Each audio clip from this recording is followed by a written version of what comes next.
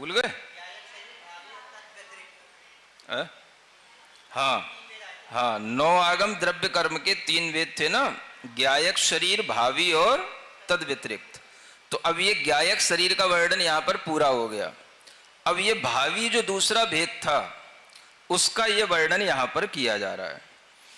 तो भवियंती भविय काले, यानी भविष्य में जो होगा, कम्मागम जाणगो सजो जीवो, कर्म आगम का जानकार जो जीव भविष्य में होगा वह जीव क्या कहलाया? वह भावी ज्ञायक शरीरी कहलाया, ज्ञायक भावी शरीरी। उसको ज्ञायक शरीरी भी कह सकते हैं। और 9 आगम द्रव्य कर्म का जो भेद है भावी,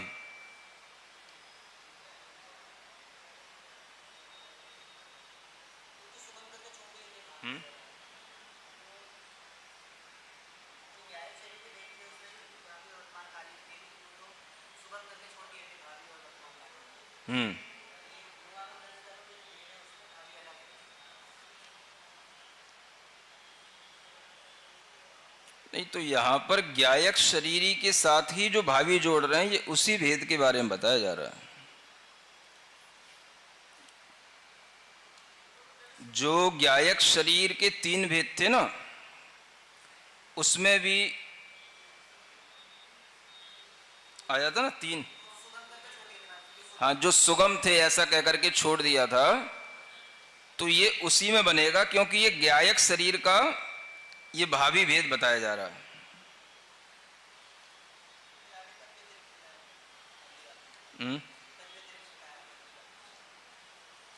तद व्यतिरिक्त भी आगे आ रहा है और 9 आगम द्रव्य का ये दूसरा भेद भी आ रहा है, लेकिन यहां पर इसको ज्ञायक शरीर के साथ जोड़ा है, इसलिए ये कहने में आ रहा था।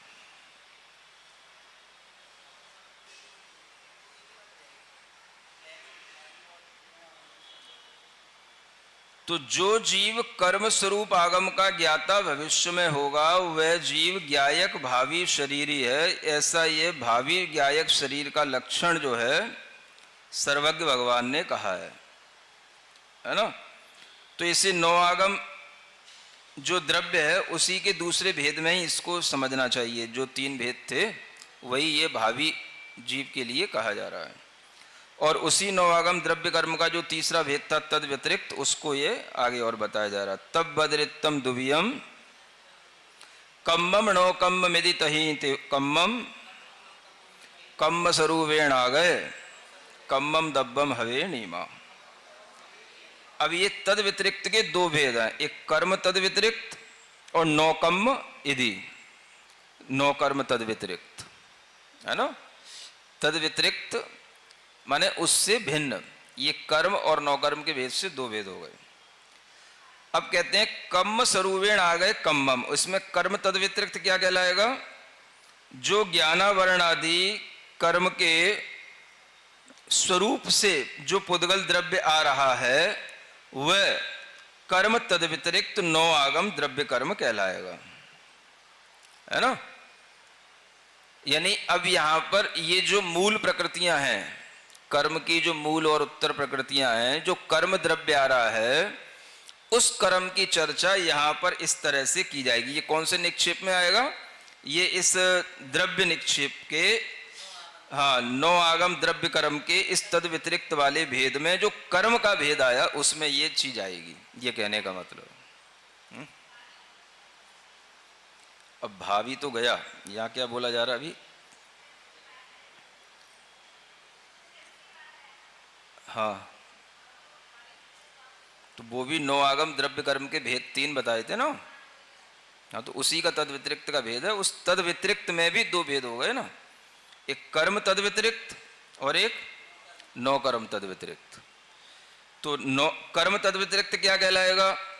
तो ज्ञानावरण आदि जो ये मूल कर्म है ना, इनके स्वरूप से आने वाला जो कर्म द्रव्य है वो कर्म तद व्यतिरिक्त 9 आगम द्रव्य कर्म कहलाएगा।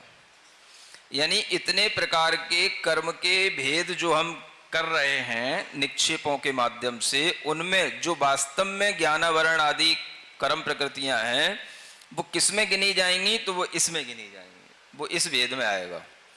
इतना जो आपने निक्षेपों का चार्ट बना लिया, उसमें मूल जो ज्ञानावरण आदि कर्म प्रकृतियां हैं या मति ज्ञानावरण आदि जो उत्तर प्रकृतियां हैं, ये जो मूल कर्म हैं, ये कर्म कौन से निक्षेप में गिने जाएंगे?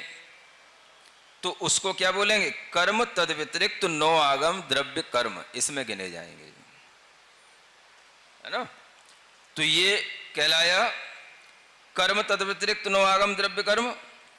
और जो नौ कर्म तद व्यतिरिक्त है उसके बारे में आगे बताया जा रहा है। कम्मद दव्वा दंडम दव्वा